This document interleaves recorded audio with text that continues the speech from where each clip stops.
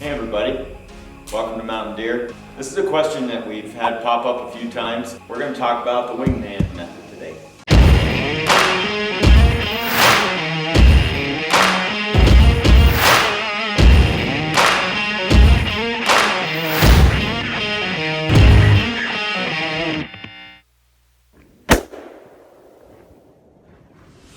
What happened during one of our hunts, Mr. Rogers, it was a pretty nice buck we shot a couple of years ago. We've been getting a lot of questions about it and how you might be able to, two guys, work on a deer track together and kind of work it together.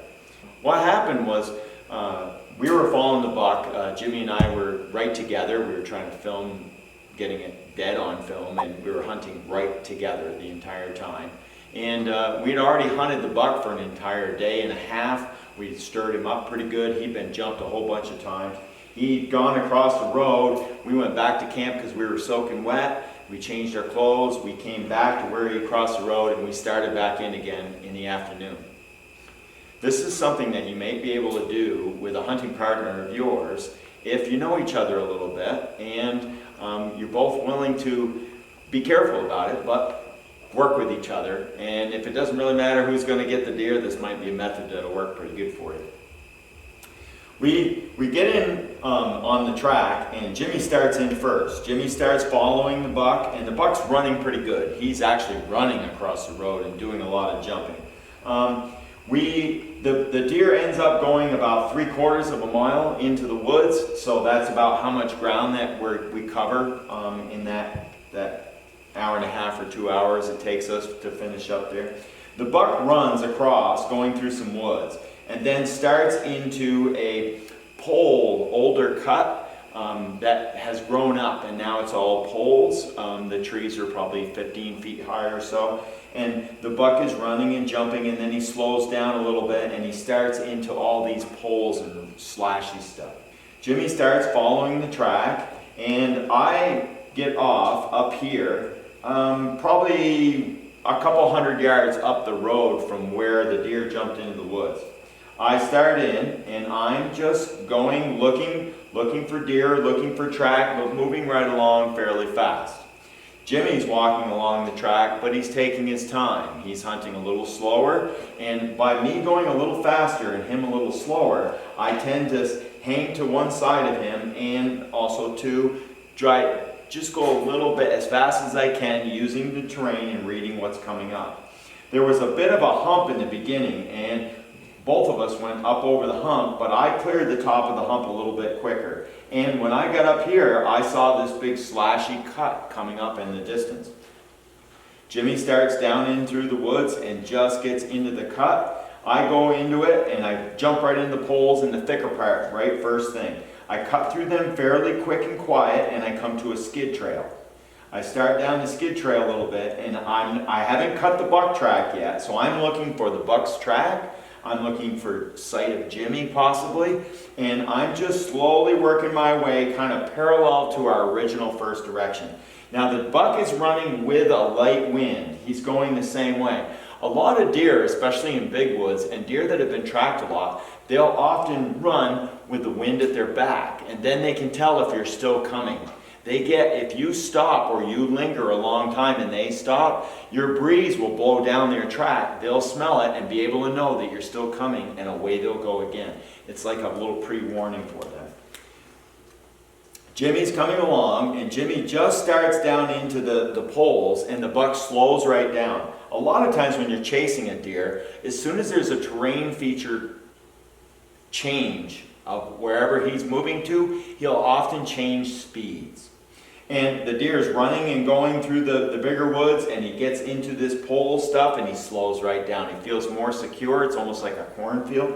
He gets into that, gets more secure, and he hits the brakes and goes slower.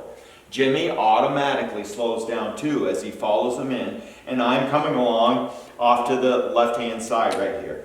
Now, as Jimmy starts in down here, I've already come through this, I've hit a skid trail, and I would stick with the skid trail or any place where it's quiet and open and I can move quickly and quietly.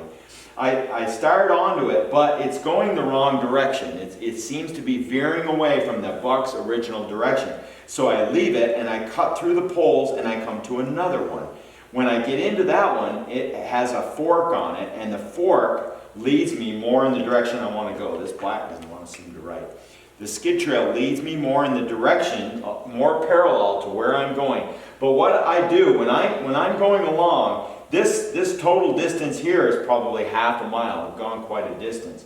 I go a quarter mile, I start into the poles, and it's another quarter mile of just going along easy. I'm actually only probably 500 or 600 yards over from the deer track. I'm just offset a little bit. Jimmy's hunting nice and slow, working his way right along. I'm paralleling right down, and when I get down to the edge of a terrain change, which is mature trees coming up, and these are all young trees, I come to the edge of that terrain change, I turn and go down the edge of it. I'm looking for the deer out in the poles right here. I haven't seen Jimmy pop out. I haven't seen the deer track yet. So when I hit the edge of that terrain change, I start a hook. As I start my hook in, if the buck happens to come right out in front of me and walks right into me, that'll be beautiful, and I'll just shoot him. If for some reason I get in here and he sees me and I jump him, he gets disturbed by me, he could turn around and go right back down his track where he just came from, feeling safe, and run smack dab into Jimmy. So that's a really good thing. I start the hook, but when I start my hook and I drop down about 100, 150 yards, there's like a little valley right here. In the middle of this terrain dips in, and right in the very bottom, the buck crosses and goes into the bigger timber. I hit the brakes right there. I want to get my wind away from there as quickly as possible, because if he just goes in the woods a little ways and I linger right there, he's going to smell me. So as I'm cutting down and I see that the buck has gone through, but Jimmy hasn't come through yet, I know that I'm just ahead of Jimmy, so I like that. And when I saw that he hadn't come out yet, but the buck had, I instantly turned around and went away from him and back up the edge. And as I went back up, I got up onto the side of the high terrain because he was in the bottom of a little valley, right? So I took the high ground where I can see good, and I moved real quickly back out of there and up onto that. Jimmy comes along and he sees my track and sees where I turned off. I made a little check in the snow for him to continue following the buck. I just drew a line in the snow and said, keep going. We haven't talked on the radios. We're not doing anything like that. There was no need. We know each other. We've been hunting together a long time, and that's really nice. Because I know how fast Jimmy moves through the woods, and he's pretty good at knowing how fast I do too. He continues along the track, and I do a hook. And I come to the end of this hump on the side. But I can see there's another hump about 300 or 400 yards away. Up here, there's another other side of this little valley.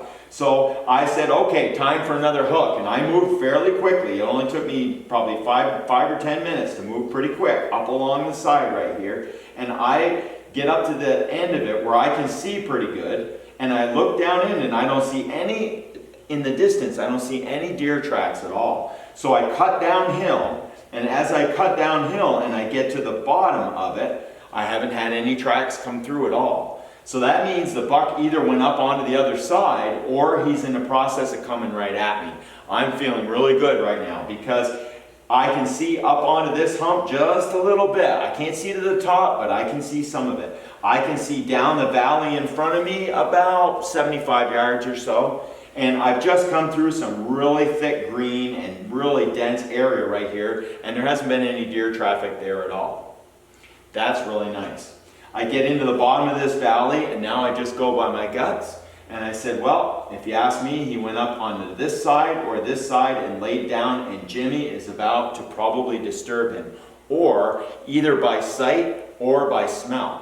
And as Jimmy comes into here, and he knows, Jimmy's pretty sure that the buck will probably either see him because it's on the high ground, or it will smell him because Jimmy's on the upwind side and it's blowing right in there. So I've now made my hook and I start down into it and I haven't hit any tracks. If I hit a doe track that was coming out of there, I would definitely get right on top of that deer track because the buck would come to it and head right up those other tracks and come right to me. The deer going real quickly through the woods, especially like escaping somebody else, will come right onto another track, a moose track, a person track, a deer track, and they'll run right up that track. But I come around there and there's no sign at all. It's clean snow. So as I get in the bottom, I'm looking for a nice easy route for the deer to want to come out and exit out of that spot right there. This is fairly steep, and it turns out that the buck went up onto the steep and came up over it just a little bit and then laid there and watched Jimmy come along. The buck gets up, jumps down the hill, and comes right out the valley and comes right into my lap. Me making the hooks, first hook I made was on the edge of the slash, then I swung out around here and up here, and this distance here was only about 500 yards. I just swung about 500 yards. I learned this a lot when I was little. When I was a teenager and we were hunting rabbits, which was on the same thing on a smaller scale. We would follow a rabbit track to a brush pile. As soon as it started getting near a thick spot, one of us should swing the thick spot on the other side and then close the gap and get right together. That's a really good system of hooking and working together. And coyotes will do it all the time. Fighter pilots will do it all the time. They'll stagger themselves and go, and then one can swing in while the other one's doing something, and you can work right together. That's a little bit about the wingman method. If you like and want to hear any more about these kind of things, we'll be glad to do it. If you haven't seen Mr. Rogers and that particular video, this will shed some light on that and you'll like it quite a bit. Good luck with all your hunting out there. Wear your orange, be safe, have a good time, and enjoy yourself. Take care. Bye. It worked. He just came right up to me. I couldn't film it because he was coming right at me. Oh, it's a big one. What a beauty. That's a beauty. That deer thought he was smart today, but we outsmarted him. Oh, look at them horns. I'm naming him Jerk because he's a jerk.